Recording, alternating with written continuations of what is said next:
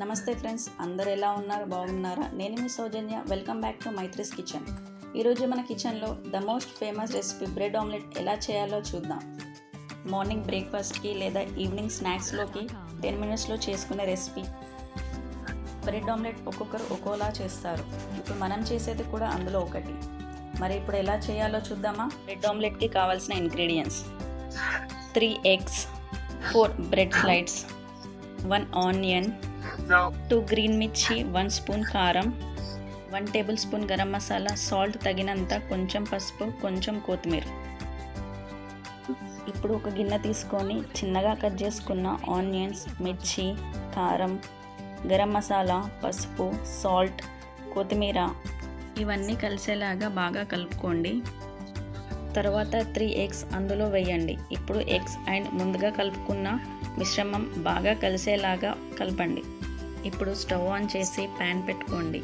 Butter oil apply చేసి bread toast చేసుకోండి.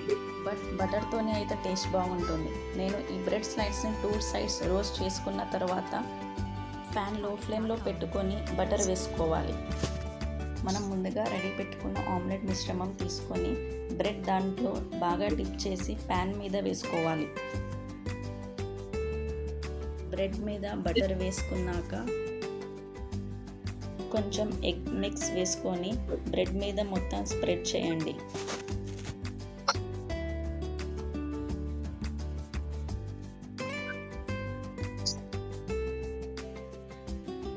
ఒక 2 మినిట్స్ వెయిట్ చేయండి. ఒకవైపు మంచిగా గోల్డెన్ కలర్ వచ్చాక మరో వైపు వేసుకొని 2 మినిట్స్ అయ్యాక ప్లేట్లో సర్వ్ చేసుకోండి. So tasty soft bread omelette ready అయిపోయింది. బ్రెడ్ ఆమ్లెట్ సాఫ్ట్గా రావాలంటే ఫస్ట్ మనం ఎగ్ని బాగా బీట్ చేసుకోవాలి. అలాగే లో ఫ్లేమ్లో పెట్టుకోవాలి. Thank you for watching.